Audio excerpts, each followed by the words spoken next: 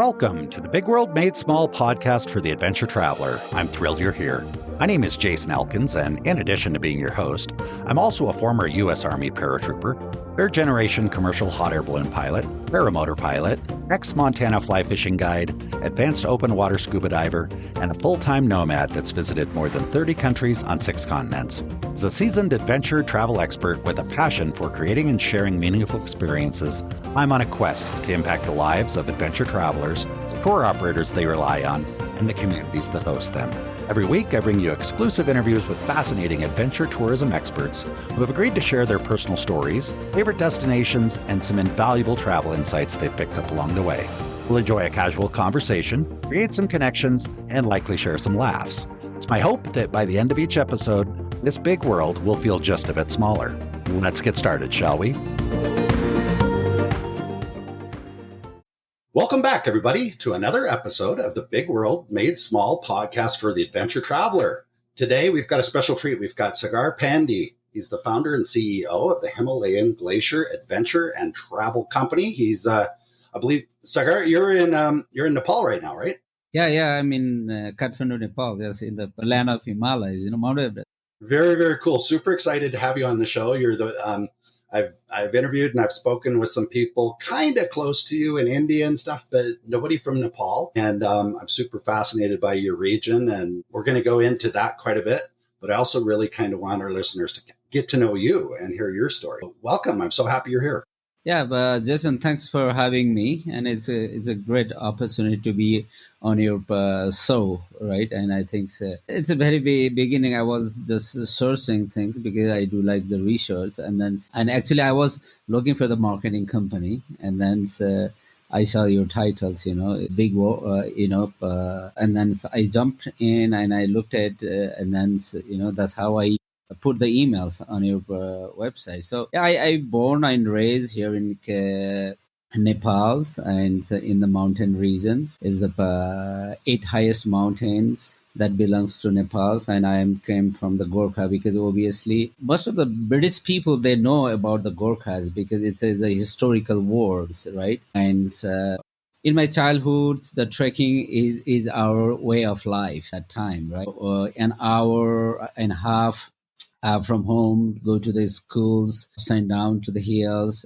So that was the real life that time. And later on, when I came to the industry, that I knew that about the trekking, but I did the trekking when I was like 6-7 years old, say back in the villages. So that's Cool. I'm doing in a different way now, and educating the tourist for the adventures and trekking and climbing. So yeah, it's been a long time. I've been in the industry almost, let's say, 30 years or more. But actually, this Himalayan Glacier has been established almost like 26 years. And in 1998, it has been started.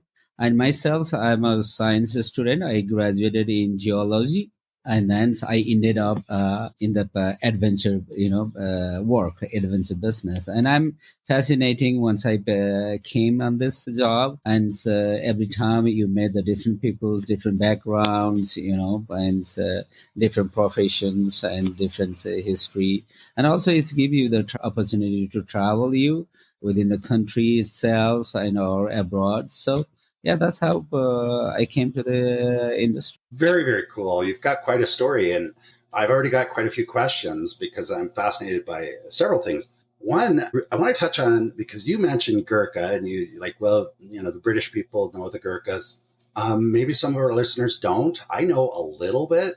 So tell us more about tell us what are Gurkhas? Okay, Gorkha is a brave army, right, in the world back in First World War and Second World War, right? And after that, because back in 200 years before, East India Company was in India, ruled by the British. And so they tried to conquer Nepal, and and Nepalese army, not defeated, but is defeated. And then, and push the British army back to India. And then we have made a treaty. So that time, the Gorkha War is becoming very famous because Nepal was divided that time, small 22 kingdoms. And then the king from the Gorkha area, he unified the Nepals as a one country. So, and that time, Nepal has a militant trained armed force built at the Gorkha district. So finally, those Gorkha soldiers unified all the other kingdoms of Nepal, and finally those Gorkha regiments fought the British army that time in Second World War. I think before the First World War, I think. And then Nepal government that time and the British government, East India Company that time we call in India. So we had a treaty. So British government decided to open a Gorkha regiment battalions in the British military, and those regiments known as the Gorkha regiments, and so later on these Gorkha regiments army being used in a Falkland island, or in Singapore, in Hong Kong, and wherever the British has a colony, right? So that's how the Gorkha Wars is becoming very famous, and within the British peoples and in a military. Very, very cool. I appreciate that because I served in the U.S. Army for a while, and I actually had a guy in my unit that had been a former British Royal Marine, and the term Gurkha came up, and he was trying to explain that to me, and I appreciate your explanation was better, frankly. And I'm curious. So, in order for someone to say, "I be back in the day or now, I'm a Gurkha," does that mean that they had to come from that original region in Nepal, or could they have maybe, or did they have to serve in one of the Gurkha regiments regardless of where they came from? Or so how do you identify, like, if someone Well, that's says I'm a limited. Gurkha, what does that mean? Back in the very early stage, the people who came from the Gorkha district is known as Gurkhas. But in the modern time, so the person who work the British Army, right, or Hmm. who works in the Indian Gorkha regiments, those are known as Gurkhas. Okay, got it. And correct me if I'm wrong, but they carry a very distinct or unique looking knife, right? That kind of Yeah, Gorkha is the knife is symbol very of the famous. Gurkha, right? Yeah. This a symbolic weapon of the Gorkha military, Gorkha army, and a All Gorkha. right, cool. Well, I appreciate you sharing that. I know that was kind of a little bit of a Yeah. maybe off topic, but I just thought it was fascinating. So thank you for sharing that. And you said when you were young, you kind of grew up, and quite young, you were out doing these treks and stuff. So tell me a little bit about your parents and your family. How did you get into that at a young age? What were they doing? It's interesting. That's because initially I was not thinking to come on this job. So I was thinking either I gonna become the doctor or medical doctor or the engineer. And finally, when I did my graduations in geology, I was thinking to go for the mining engineers for mining engineering. So in my family, I have my parents. My father is 94 years old, is still with me here in Kathmandu. And then my mother is 85 years old, and she's also very good by health. And then I'm married with two kids, and my son is living in Baltimore, Maryland. And now my daughter is traveled. She's here in Kathmandu with me. So she's working for the big American marketing company called the Big Village. And then my son, he joined the family business because Himalayan Glacier is a family business, and he is working for the business development and marketing in the US. And we have the register office in two locations, one in the US and one in here in Nepal, which started back in 1998. Very cool. What did your father do? What kind of work was he doing when you were growing up? Well, that's my father. Actually, he was a civil servant, and he worked as attorney office in the law. He studied law, and he was the advocate. And he got retired. I think since almost 30 years before he got retired. And so yeah, and I didn't follow his path. And so because why I came on this industry or on this job or in the business, because that time I was not thinking that I'm going to be the but like a adventure specialist or adventure peoples, right? So that time it was very hard to get a job. It's very hard to get a job in Kathmandu that time. And so when I finished my graduation and I got married, with my lovely wife Pramila, and so that time I didn't have a job. Either she didn't have a job too. So I was looking for the job actually, to be honest. Hmm. And then so I got up opportunity that's very first time, and people offer me the business partners, right? Because that time I didn't know any about the adventures, how the business worked, and my family is not from the business, right? My grandfather was a very famous farmers in the village, so they have let's say there's 30 cows or 30 buffaloes and 400 thousands of sheep and goats and 4 or 5 horses, right?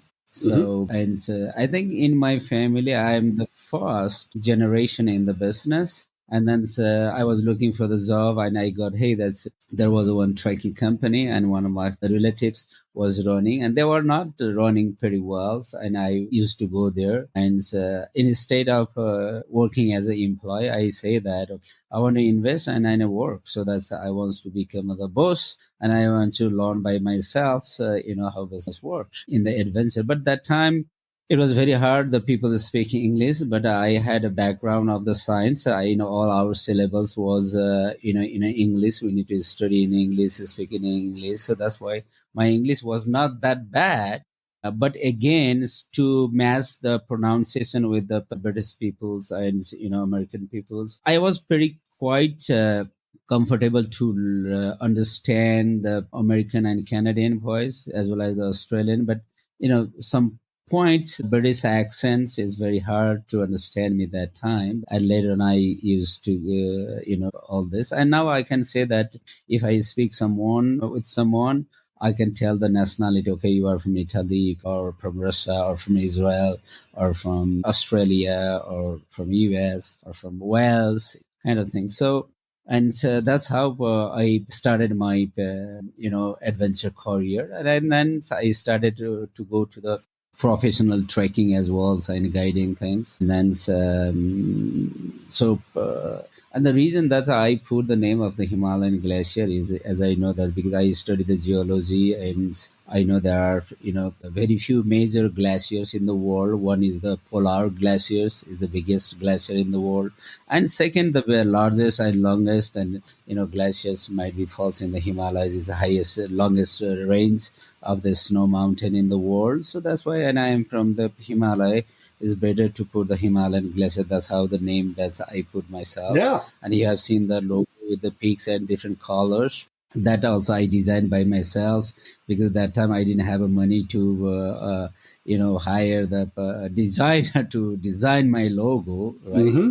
And then all the documentation I did that, and it's funny things. And that time when I started this Himalayan Glacier, I didn't know that's how to get the clients. There was no internet that time, so that's how you're gonna get the clients first. And what I did that, I built the local networks, very strong networks within the hotels and guest house here in Kathmandu. That time tourists used to carry their Lonely Planets guidebooks, and then the writers put the recommended hotels and guest houses. So I built the network with the reception peoples in the town, and then I float the commission for them. Hey guys, if you are referring the clients, you're gonna get the X amount of the commissions if they go to trekking and any other climbing and adventures. So that's how people start sending me the clients to my office, and I start slowly build up trekking business. And I think in 2000, I had an opportunity very first times to travel to the US, right? And that time I built the website. And the funny things in that time, every office didn't have a computers and the internet. So there was one very first internet cafe been introduced, and then and every local peoples they lined up to open the hotmails, right? And then so the cafe people was charging, let's say, 20 rupees for opening the hotmails, and then every day morning you go. That's whether you have a email coming from somewhere, and then if they print that and they again charge the 20 rupees, that's how it started. And in year 2000, there was a one American guy called Randy. He came to Kathmandu. He used to live in Kathmandu, and he had a one big apartment. And then so he invited the few tourism business entrepreneurs, like hiking operators, and I was one of them. And I went to his house, and then very first time I saw that's like 52 inches computers in his screen computers. Before I had one desktop, like a 14 inches computers. And when I went in his apartment, and it's like 52 inches computer, and he start telling that, hey, gentlemen, website is the next of the business in the world. So that you need to learn about that, and you need to build the website. If you have the good website, that you get the business in the future. So I learned that. And then in 2000, I went to the US, and there was one of my friends who was working in the big internet company. That's they design the website, they host the server, or everything they do. And very first things that I saw, the biggest office in my life that time, I think it's like 500 square feet office. I think almost like 100 computers and 100 people is coming with an open space with the half partitions, and then and his name was also the Jason. And by the way, Jason, and then he was the boss, and right in the corner with his computers. And my friend introduced his boss, and Sagar is from Nepal, and my friend.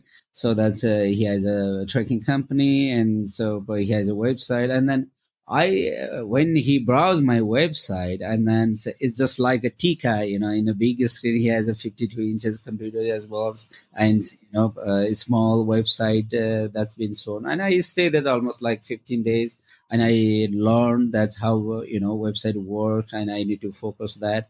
And as soon as I returned to Kathmandu, and then I hired the one in-house IT boy to work for me only in the office. And I built the Himalayan Glacier website then. And after 1 years, when I started this website, I didn't get any business. Oh, before that, before 2000, I think 1999, I have a one friend from Florida. He was a tour leader to the one of the high end adventure travel company called Condor Adventures. So and he came to Nepal, and then he used to guide the tour to Nepal and Bhutan. Is very rich people he used to travel with. And then so we became a friend, although that we have a gap in the ages. So then he asked me, hey Sagar, do you have a website? I didn't have a website. And then he asked me, oh, do you have the photos? At that time there was no digital photos. I have a printed photos. I gave him, and he went to the US. And then he made a website in the backlink, and he sent me that. Just open that. I was shocked. Oh, that's very nice. Huh? That's I have my photo is there. Everything is there. So that's how it started. And again, when I built the website in 2020, 2001 and 2, I didn't get any bookings and anything. So, and then I went to this Paul Seymour, the who works in the Condor Adventures, and I called him. Hey, Paul, I have a fantastic website, but I'm not getting any bookings, any inquiry. Right? How does this work, man? But because you are in the US, always the technology evolves from there. So that's you need to guide me. So then, and he gave me the tips. Hey, Sagar, I don't know whether you can spend the money or not, right? Because try the Google AdWords that time. Now is a Google Ads. That time Google AdWords. So and I start researching that, and okay, let's put. And I don't know that how much I gonna put that. Whether I get the business. And then I made a like a $300 budget for a month that time. It's funny things. $10 a day. And today we launched the Google AdWords, right, with that IT guy help. And then so I came home, and next morning I got a inquiry from Australia of a group of 5 people. Nice. And then that time trunk line was very expensive, right? And then instead of just writing the email, I send the email by myself. That time I'm doing all the marketing myself, for sales myself, and then operation myself. So everything I was doing myself. I made a call. Hey guys, I got your email that you are interested to go to the Everest base camp, right? I'm for this, I'm Sagar Pandey from Himalayan Glacier. How I can help you, and this and that. After a few days of conversations and with a few email exchange, and they finally booked that. Nice. And but at that time my price was $999 for the Everest base camp trek to one person, the 2 nights 3 night hotel in Kathmandu, and 12 days trekking to the Mount Everest base camp. Okay, so $999 for 2 weeks, really. For Yeah, about that's 2 weeks 2 weeks, and of then trip. Okay. back in 2003 or two, I think. And then I got it now this $5,000 in my pocket, just starting, paying some bucks in the Google Ads, and then the reason why I made this 99, pricing philosophy. When I traveled that time to the US, and everywhere I saw the 99, they then put the 100, just 99, 199, 299, or is it 89, like that. And I was so curious why these guys are putting this number, why not the 100? Why is 99? And I found that it's like customer psychological things. Yeah. And I changed all my price that way. Yeah. Yeah. No, It's funny. it's a weird one. It does work. So that's how I started, growing the business. And I think I'm the very first person in Kathmandu to use the Google AdWords back in that time. Are you still using them? Is that something that has continued to work well for you? Yeah, that's how I'm using that, because and it's no pain, no gain, So Yeah, you got to invest a little bit. yeah, otherwise, so you cannot overcome. At least that's because that keep you in the marketplace, right? It doesn't matter how much business you are getting. Actually, now is a lot of competition, as you know that, but it's keep you in the marketplace as a competitors. That's so, and so that will help for brand I'm curious. exposure. I'm curious. You mentioned, you kind of said I was doing the marketing, I was doing the sales, I was doing the operations, I was doing all this stuff. Was there a period of time where you were also leading the trips and guiding on the trips? Yeah, that's like once a year. Okay. All right. Only that I used to go in the low season time when the season getting in, right? Getting in after the season getting in. So that time I used to go. What is the season? Because I'm sure someone listening to this might be curious. I'm curious. What is your tourism season? That's we have two categories. That's for the tour and the adventures. We have a season all the way from, let's say, from September all the way to the May, June, right? Like if you don't go to the high altitude treks or the climb, but if you are aiming to go to the high altitude treks, and then they're climbing in the ice climbing, or the high altitude climbing, let's say the 6,000 meters, 7,000 meter, including the Mount Everest. The season is from September to the December, and March to May. Only 6 months that we consider for the high altitude adventure, trekking, and climbing. And Everest is only climbing during the spring season, which is from April to May, and it takes around like 60 days to complete the Everest expeditions. Wow. So I didn't even realize that. 60 days. So if someone wants to go climb Everest from the time they land in Kathmandu Yeah, until they get back to Kathmandu is about 60 yeah, days. yeah, yeah. Because the reason that's two things that need to be considered. One is the weather window, Mm-hmm.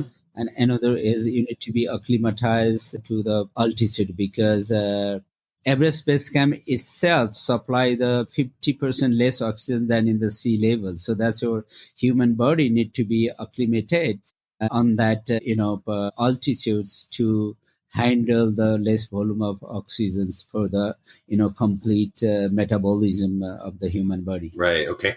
How far?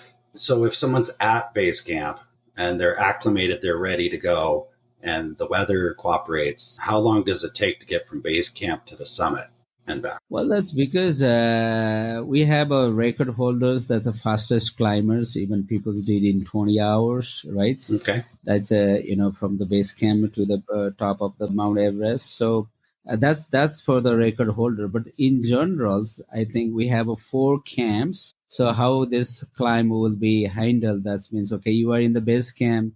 You will stay a few days in the base camp and also go to the lower than the base camp in the lower valley and come back again. And then when you are okay with the base camp to leave constantly, then you're going to go to the first camp and you stay one night or 2 night first camp and again come to the base camp and again go to the second camp and come to the first camp and go to the again third camp and come to the second camp and then go to the fourth camp and come back to the third camp and go back again fourth camp and then plan for the summit because based on the good weather. So what they do if the weather is bad, they gonna climb down to the lower camps, right? And then they when they found the right dates for the good weathers to climb up, then they make a summit from the fourth camp. Fairly complicated.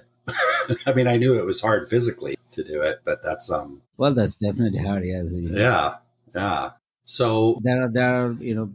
are you guys doing a lot of summits? I mean, do you have a lot of your clients doing summits, or do you do more of the other stuff, or what does your business look like when it? Well, that's because we do not do the that much higher climbs. We do have climbs in a year, but we do the lower peaks, like let's say that's 6,500 meter peaks or the trekking. Most of our clients are the trekkers, not like the extreme climbers Okay, I got it. And where do most of your clients come from? from US. Okay, all right. And Yeah, that's it. We have our clients from Australia as well and Canada as well and UK as well. Most of the like English speaking countries. More importantly, that we have a higher percentage in our portfolio that of the customers from the US. Almost I can say that's 70%. okay. And what would you say to someone that's never been in Nepal and maybe is all they think of is Everest? Because I'm probably fit into that camp. It's like people going to Nepal go to the base camp or they summit the mountain, and I really don't know much else about it. So help our listeners that might be interested in Nepal really kind of understand the variety of options and what is it all about besides just Everest. Well, let's say that's because Nepal has a huge diversities of the geography and it's a biodiversity as well and geography as well. So we have a 200 meters low levels from the sea levels and all the way to the top of the world. So Mount Everest, if anyone is planning to come to Nepal, and there are a lot of options, so that's what he wants. That's if he wants a leisure tours or luxury tours. So you have a low altitude treks and luxury hotels, national parks, and animal parks, and mountain resorts, and lakes. These things, and we have a lot of cultural heritage as well. So Buddha was born in Nepal, so that's Buddhist sites and Hindus pilgrim site. A lot of monuments like pagoda style architectures, temples and monuments. And in adventure, and there are a lot of people have a conception. If they are talking about the Everest base camp, they think they are going to the Mount Everest top. That's not true. The base camp is about 5,300 meters. Anyone can do that very easily, but for that you need to have a preparations and a good health conditions and good physical conditions, and you need to be trained physically. Even if you are not the outdoor peoples, right, you can go to the gym and stretch your muscles, and because it's a multi days and multi hours I trekking, heard right, you say, up in the high yeah, elevations. but I heard you say, There is a limit. I heard you say anybody can do it, but you need to be in good shape. You need to train for it because it's tough conditions, right? Well, even this, yeah, because last time, 6 years old, man reached to the base camp, and from my company, I have taken 10 years old child up to the base camp till to the 84 years old woman from Canada to the base camp, right? So, and it's like if you have the strong mindset and willpower, yes, you can do that. Let And me so, let me ask you this. Why go to base camp? If you know you're going, I mean, why does somebody want to go to the base camp if they're not planning to go any higher? well, that's a base camp is a landmark. So that's because everybody knows that Mount Everest is the highest peak in the world. That's base camp is something like that you are proud of yourselves to reach that height, connect with the Mount Everest. So that you can see the Mount Everest, very closely, and as well as that's an experience of that's how the climbers on that extreme landscape and the weather, they are spending like almost like 2 months to going up to the to the summit. So is an like a experience. People wants to do the experience, and also is a landmark. And so that's why we have started the one product itinerary that's sleeping experience at the base camp. So that's we have tents and cookings there, and then so even though you are not climbing the Mount Everest, think about that and sleep there. I know how the climbers dream at night. I know what do you think about sleeping there, somewhere else. That there is no any humans, right? There is no any settle on that high elevation, and sleep like a climber. Yeah. Okay. I gotcha. That's give them a very unique experience to the people who join this trip. Now, so tell me this, because sometimes, we know in tourism, there's just certain places that everybody kind of wants to go. And so sometimes they get crowded, and maybe there's other places that are equally nice or maybe even nicer, but people don't know about them. So they don't go. So my question is, if I contact you and I say, I want to go on a 2-week trek in Nepal, I want to go kind of high and I want to get nice views. Maybe I want to see Mount Everest, and I don't care about going to base camp. I don't care if it's base camp or somewhere else. Are there other options that might be better fit for some people? Yeah, that's because there is a. If you want to see the Mount Everest, definitely you need to go to the Everest Valley. That's we call the Khumbu Valley. And in alternative, if you don't want to go to the base camp and any other routes in that area, that's we have like a Gokyo routes, Gokyo treks. That's which is very spectacular and nice views, lake up in the 4,500 meters, right? And then so that, and we have other lot of other like virgin tracks, equally panoramics, and then interactive with the cultures and the heritage as well. Because most unique things in Nepal trekking is wherever you go, whether you go to the Everest region or you go to the Annapurna region or any part of the country, you go to the trekking. Most important that 80% of the trail follows the human settlements, right? So that gives the extra value. Let's say that if you go to the Kilimanjaro, just there is a mountains, volcanic mountains and the forest. That's all. But if you walk to the base camp up in the 4,000 meters, 1,500 meters, there was villages since long time. Let's say from like 400, 500 years ago. Since then, you will find the peoples living there. So that's why that's a unique part of the Nepal trekking. So that's not only the mountain, you have a equally opportunity to experience the mountain culture as well. Do the Nepali people along these routes, they presumably see a lot of tourists. Are they, how do they view the tourists? Are they usually happy to see them, or what's the interaction like between the Nepali people and the tourists? Well, that's before, let's say that's Nepal's trekking exposed to the world when the first time, Sir Edmund Hillary's and the Tenzing Norgay conquered the Mount Everest, then the Mount Everest been known to the world, right? So that time it was interesting for the villagers. It's like white peoples with the cameras, with the big bellies coming to the mountain. It was interesting for them. But when the time passed, and that time there was no lodges, and we used to use camps. We used to carry the tents, logistics, foods, kerosene, everything, mattresses, everything, food, rice, potato, everything. But in early 1990s, so we start introducing the tea shops and encouraging the villagers to convert their beds, one beds to the guests, so that that's how they get the money.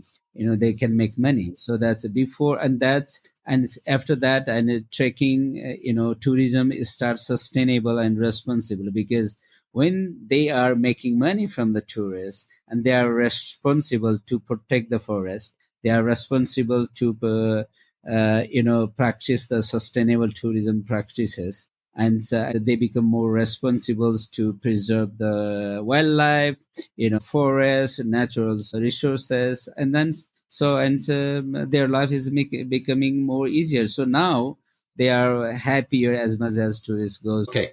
So they are making good money. I think I heard you say that the people in the villages were encouraged to rent out a bed in their house to a tourist. Is that right? Yeah. Yeah.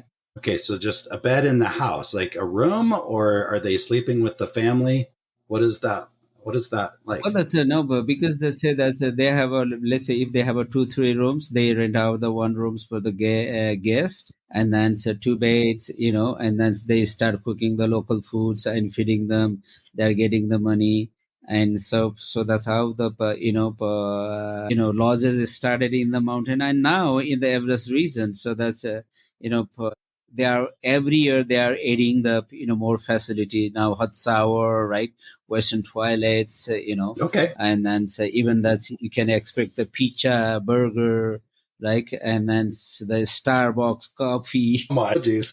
in and in Namche Bazaar, there is a nice bars, and then the discotheque as well up in the mountain, like for 4,000 meters, right, or 3,500 meters. Okay. So yeah, it's a lot of things is changing, and every time. So last November, I went to the base camp of the Mount Everest, but I returned back early time, because one of my friends, he was really sick, he was in the coma in the hospital, so that's why I returned back from the halfway. But yeah, that's I surprised that, and every town is developing. They are putting in more facilities, and even you have a birthday, 4,000 meter, you can order the cake, for the happy birthday. Wow. Okay. What's the thing? So the American tourists, when they come there, what is the thing that surprises them most about the local people? Well, let's see. That's in our statistics shows that very first times, either you, Jason, or anyone that's who dreams to come to Nepal, first they come because of the mountain, and second times they come because of the people. Yeah, that's cool. I thought you might be going there when you said that. That's very cool. Very cool. What else? So we've discussed, there's so many things. I feel like we could discuss many things for many hours. And I'm curious, what's the most important thing maybe that I forgot to ask you, or I should have asked you, or you want to make sure that people understand about you, about Nepal, or about your business before we wrap up this conversation? Well, that's because I think pretty much we cover, so because as I'm based here in Nepal. That's you brought up a lot of questions that's in mind, or that's as a foreigners, as a tourist, what they have on their mind. So it's pretty much cover, I think. But another last things I want to clarify every audience that we're gonna watch this. People have a wrong perception. Is Nepal means okay only the Himalayas and only Mount Everest. Oh, I cannot go there. It's high mountain, this and that. That's not true. So we have other lot of small hikes and the leisure tours, luxury tours as well, and very nice hotels now. The very luxurious hotels also coming up in the town or in the mountain. So if you don't wants to go to the Mount Everest base camp or the high altitude trekking, there are a lot of areas or the hills you can enjoy without much walking. Okay. All right. Having a champagne or the wine or beer and see the mountains, right? You stay in the resorts or in the hotels, right? And see the peoples, so You know what? there are a lot of other options, not only the mountains. That prompted me to ask another question, because I think most people here in the US, if they see Nepal anywhere on social media or TV or movies, it's always cold, high altitude, ice and snow. So I think people have this idea that Nepal is cold. So how do you address that? Is it? I don't know. I haven't been. No, that's not true, because if you go in the higher mountain above 4,000 meters, yes, it's cold, right? In mountain are cold. But Kathmandu itself, we don't get the snow at all. But once in a time that we have experienced some little snow, in few years back. But even in the deep winters, that's here in the town with the one pullover, you can walk in the evening. So it's not that cold, right? And then Kathmandu itself is 1,300 meters in elevations. So that's if you go to the other areas like Pokhara is about warm and nice lakes and mountains. It's a very, very, very chill place. So that's not true. So let's come to visit Nepal, and you will totally feel the difference what you have, here back in to your country. So it's totally different. All right, very cool. Well, I'm happy I asked that question, because I just recognize that that's kind of the vision I have of Nepal, and oftentimes the vision we have of a place is not very close to the reality. So I'm happy we got that out. So Sagar, thank you so much. I really appreciate you joining us here on the show. This has been a fascinating conversation, and I look forward to having met your son the other day. We did a call together, and I look forward to meeting more of your family and maybe visiting you there in Nepal sometime soon. So thanks for coming on the show. Yeah, thank you, Jason, for your time. Having me in your beautiful show, and then I try to explain some about myself and the country and the mountains, Everest. So, but yeah, that's you are welcome to come anytime to Nepal. I have a hotel, right? So you are gonna be my guest. So that's explore yourself, and then you can better portray to the in other show to the for your audience. So yeah, thank you for your time, and then I'm glad to have talked to you and the audience. I trust you enjoyed listening to the conversation as much as I enjoyed recording it. If you're enjoying the Big World Made Small podcast, please take a moment to tell the algorithm by subscribing and posting a review so that others can benefit as well. I also invite you to take a quick trip over to bigworldmadesmall.com and join our private adventure travel community to receive new episode notifications, special access to our guest experts, and perhaps even some exclusive partner offers that we haven't discussed on the podcast. I'll publish another episode soon. Until then, keep exploring. It's the best way to make a big world feel just a bit smaller.